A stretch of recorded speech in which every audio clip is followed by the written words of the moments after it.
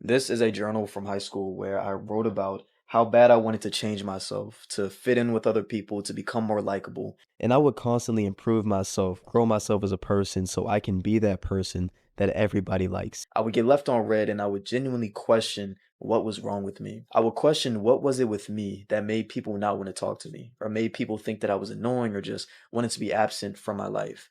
And it got so bad to a point where I really wanted to change myself. I wanted to turn myself into a likable person. I wanted to turn myself into a completely different person. I started lying about everything. I wanted people to like me.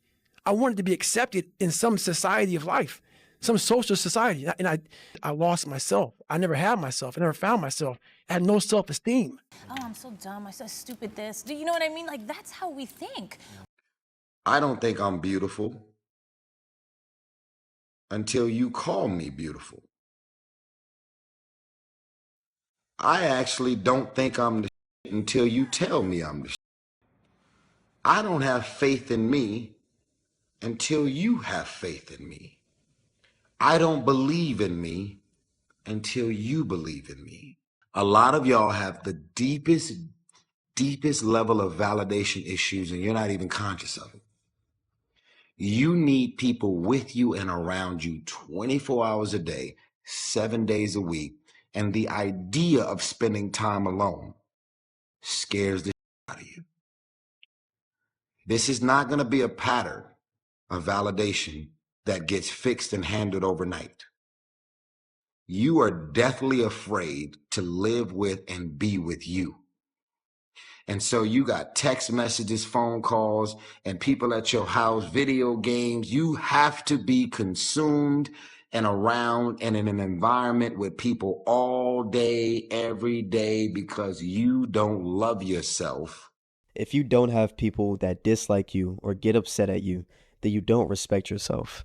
And I know that that sounds crazy, but that pretty much just means that you're kind of teetering towards what everybody else expects from you or what everybody else wants or needs from you. I feel like that constant desire to appeal to every single person is disrespecting yourself. And if you don't even respect yourself, you can never count on anybody to respect you. I feel like people constantly disrespecting themselves is exactly why good things don't happen to people. That's exactly why people are so unsuccessful in life. Because if I wake up every single morning with the goal of working out or reading something and doing something productive, and then I don't accomplish any of that in the day because I disrespected myself. Let's say I just went to a party, or let's say I just slept in all day. I set out all of those goals and then I blatantly disrespected myself by not doing any of it. So now when I wake up and I try to set the same exact goals, I'm not going to accomplish any of it. Not because I don't have the motivation this time, but it's because I don't respect myself. Why would I respect myself if I've constantly proven to myself that I'm disrespecting myself? If you gave one of your friends an important task that could make or break your future, and then they don't do it, and then you give them the same exact task the next day so they can redeem themselves, and they once again don't do it, they're going to start respecting that person to handle that decision. The same way that a lot of us wake up wondering why we don't have the motivation or wondering why we can't stick to these goals that we set out. It's because we don't respect ourselves enough to actually do it. How much do you love yourself? Because if you understand the value of self-love, you'll never be friends with those type of people or ever accept any invites that has to do with this or that. Most of the people out here are running around empty. They have no sense of self, no sense of self-love. When I say self-love, it has nothing to do with celebrity, money, materialistic things, and all of the things that your negative mind could probably go to. It has nothing to do with self-love. It has nothing to do with looks, nothing to do with cars and any of the superficial things that one would assume that could make you love yourself even more. It's a matter of knowing your value. It's a matter of you saying, I don't have to be around these people in these type of environments and situations in order for me to finally see the value in myself. I love me independent of you loving me. Why should you love yourself? Because if I said, should you love yourself? Is it important? Everyone would, yeah, of course. Everyone agreed that was like important. But when I said, well, why should you love yourself? People were really struggled with the answer to that question. And I would wait for an answer. I'd just sit there in silence with the audience. I did this at my retreat every year for years. I would just sit in silence while the audience came up with an answer to why to love yourself. And eventually someone would say, well, because we deserve it. And I'd say, okay, but why do you deserve it? Like, let's explore that. Why do you deserve self-love? Or why do you deserve love? Well, because I'm generous, because I'm ambitious, because I take care of my family, because I work really hard, they would start reeling off these qualities. And I'd be like, this is a problem, because you're not those things every minute of the day. So are you saying you don't deserve love when you're not those things? And people would suddenly realize why they hated themselves so much of the time, because they were never living up to this thing that they thought, if I'm these things, then I'm lovable. So anytime they said a mean thing, anytime they were selfish, anytime they didn't show up for their family, anytime they didn't work hard, they would suddenly go straight to, I'm detestable, I deserve contempt. So that didn't work. Not to mention, even on your days where you are those things, there's always someone who's more of them. Mm-hmm. So if someone can walk into the room and they're more hardworking, or they're more ambitious, or they're kinder, or they're more generous, do they deserve more self-love than you deserve? Right. That's a problem. If you ask a parent, why do you love your child? A parent doesn't say, well, because they got an A in maths yesterday, and because, have you seen how hard they work at school? And, Right. And they look so cute in that dress this morning. And you ask, why do you love your child? A parent will go, they're my child. They're mine. Well, what if you took that model and you used that as your model for self-love? If you want to learn about not having a mental self-image, watch your dog or your cat. They don't have an opinion about who they are. They just are who they are. So that removes an enormous amount of problems from their lives. Of course, they don't have the mind activity that creates a self-image in their head. They are pre-mind, and therefore their life is far less problematic than human life. You can see how wonderful it is not to have a self-image. You can look at an ugly dog or an ugly cat. They don't have a problem with that. So you got a human. Your job, your only job in your life, is to take care of that human. Yes. You don't have any other job. Like, you may take on lots of other jobs, friendships, marriage, a career, but the one job you always have, no matter what, is you have to take care of this human. Look after them, nurture them, support them, encourage them, stand up for them. Try to give this human the best life you can. So I knew through working out and through learning, because it took a lot for me to learn also. I started finding self-esteem. Once I found that, that's when doors started opening up. I stopped caring about people, that what they thought, being judged. Wow, if I say this, if I started right now, are you gonna make fun of me? I stopped caring about that. I read a quote a little while ago that said, love yourself so much that nobody's absence bothers you. And I feel like that's honestly the biggest change in mentality that we need. We need to grow for ourselves, not for other people. You need to learn how to love yourself so much, not so another person's absence doesn't bother you, but love yourself so much that you love yourself more than caring if somebody's absence actually bothers you or not. But it's also loving yourself, is also understanding how and when to say a healthy no. No is a complete sentence, my grandma says. I don't need to give any explanation. Sometimes it's just no and a period. For example, somebody last week asked me to study, and I know the type of person I am. I know that if I study with a friend, I'm not going to get work done because we're going to talk the whole time. So I was blunt and I said no because I respected myself enough to know that I'm not going to be productive if I study with you.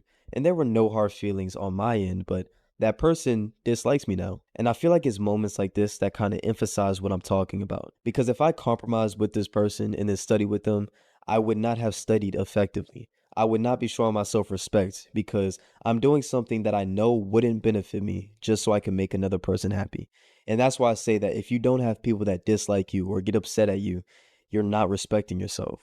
because you cannot make everybody happy. It's borderline impossible. I always say that my job is to like Lisa first.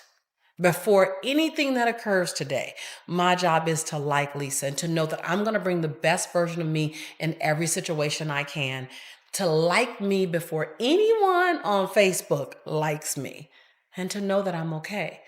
What does it mean to be everything to you? That's not an arrogant statement. It's not a place of self-indulgence. It's to recognize that self-care is not selfish. It's to recognize that you can only serve others from a full cup, and that it's your job to fill yourself up. Fill yourself up with positive thinking. That's why you're here. Fill yourself up with new possibility. That's why you're here. Fill yourself up with new opportunities. Fill yourself up with having the best people on your planet, loving yourself enough to remove unhealthy, toxic people out of your life. People don't have to like you. People don't have to love you. They don't even have to respect you. But when you look in the mirror, you better love what you see. But a lot of us have already gotten ourselves into that position where we're doing this for another person. We're trying to love ourselves enough for another person. And if that's your situation, I would honestly say that that's perfect, because now you're down here, right? You need to rebuild yourself back up, and you're going to actually do it the right way. So I made a list of how to love yourself. And it's even in poster and postcard form now. But number one on that list of how to love yourself is to stop all criticism. Just stop it now and forevermore. And make a vow to yourself that you're going to do your very best from now on to stop criticizing, number one, you, and then other people. It'll be a lot easier to stop criticizing other people when you stop criticizing yourself. You know, you are not your past. You're you. You're you right now. Like the past you did, you might have done some things you wish you hadn't done. Don't dwell on that. You learn from it, that's fine, but don't dwell on it. Just keep moving. Keep moving. You know, use it as fuel. Say never again. You know, I get what I did wrong, but don't think that you're that person that made those mistakes. You're the person who's learned. You know, and to have that attitude is a really important thing. And to not say, why am I doing this now? I could have been doing this my whole life. Well, you weren't, so is that going to help? Yeah. You know, you gotta not think like that. You just got to be happy you're doing it now. Yeah, I realized at an early age that there's zero benefit in being hard on yourself, because I am, no matter what, I'm a perfectionist and I get very angry at myself. There's zero benefit to self-talk that's negative. So I cut that out of my life like very early on. The most important conversation is the one you have with yourself. You wake up with it, you walk around with it, you go to bed with it. Eventually, you act on it. Sometimes you act on it good, sometimes bad. You got to change the internal dialogue. That person in your head that's talking that shit to you, you got to change that. I realized somewhere along the way that the negative, in any way, shape, or form, I didn't need it, because I was so driven. Like that the negative was just getting in the way. It was like I thought that it was helping me because I was like, come on, like get going. But then I realized like, no. Like there's no benefit to that, because you already have like this crazy desire to get better. So just don't ever be shitty to yourself. How often do you terrorize yourself with your own thoughts? You get into absolute terror, and it's only coming from your thoughts. Nobody out there is doing a thing. And then when I started paying attention to my thoughts and changing them and saying, you know what, thank you for sharing that, brain or spirit or whatever's going on in there, but you know what, I am doing good. I am better. I am trying, you know, and redirecting those thoughts to be more positive thoughts and affirmations. You did some things that you regret. There's nothing wrong with that. People make mistakes. Things don't turn out the way that they wanted them to. We made decisions and there was a bad result at the end of that decision. And instead of thinking, oh, I'm a terrible person, no, it's like you made a mistake and that's okay and you got to move on. You know, because it's one thing if you're sad because you've lost people. It's another thing if you're blaming yourself because you believe, and maybe with some cause, that you've made a mistake. And often people don't know what to do about the fact that they've made a mistake. You got to forgive yourself. See, a lot of us have done some things in the past, or lied to ourselves, or lied to others, or procrastinated, or, all the things we've done has been recorded in our subconscious our whole life. And sometimes we get to the point where deep down, subconsciously, that we're not aware of, we don't think we deserve anything better than we're getting. And that's why we're getting what we're getting. See, you're never going to outperform your own self-image. So you may not be aware of it because we grow these things called egos to protect ourselves, but you theoretically could completely think you're a loser without even knowing you're a loser. So step one is forgive yourself and others from this point forward. You got to openly and honestly forgive yourself and others. Wipe the slate clean. There should be no resentment towards yourself, no resentment towards anybody else. There's not much difference between forgiving other people and forgiving yourself. And you can't just do that by saying that you're going to do it. So what I've observed clinically, and I think this works philosophically as well, is that what you want to do to set things right, which is to atone, is to lay out what you've done that you think was wrong. Provide yourself with the best possible defense. So imagine you're taking yourself to task because you did some things wrong. It's like, okay, list them out in your imagination or write it down. But then you got to defend yourself as thoroughly as you possibly can, which doesn't mean you're trying to get yourself off the hook. It means that you're trying not to take yourself apart more than is necessary. And then you might ask, well, if I've done something terrible, maybe what's necessary is that I commit suicide, is that like I pay the ultimate price for my sins. And people will do that when they're depressed. And that's not right, because actually what you want to do to atone is to set yourself back on the right track. So the precondition for forgiving yourself is, first of all, to sort out whether or not you're accusing yourself too viciously. You say, oh yeah, I made the decision at this time. Of course, if I had this other information, I'd change it, but I did what I did.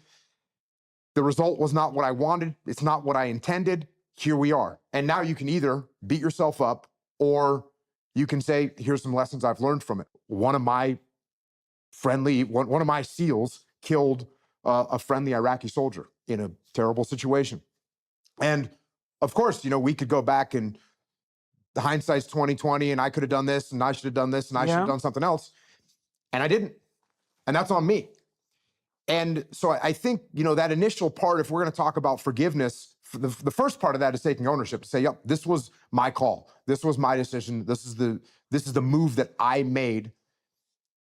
That's me. Mm-hmm. It's not anybody else, it's me. Mm-hmm. Because the minute you start saying, well, this person did that, and this person's, the enemy did this, and we didn't expect that. The minute you start casting blame on other people, now I think you're lying to yourself. Mm-hmm. And I think that's going to cause more problems. So saying, yes, this was a decision I made. This is the information I had at the time. It ended up being a bad decision. Here was my intent behind it, and I've got to move forward. If you want to, I always talk about, you want to learn, but you don't want to dwell. Yeah, if you dwell on the past, if you dwell on the mistakes that you made, like you said, everybody is just doomed. Just say the words, I forgive myself for every mistake I ever made. I am a thoroughly good person, and I'm going to have a wonderful future. Even better, you can add the words, I love myself unconditionally. When you love yourself unconditionally, you let yourself go. Now, whenever you think of that past event or situation or person that you hurt or did something untoward to, just repeat, I forgive myself completely. And then get on with your life.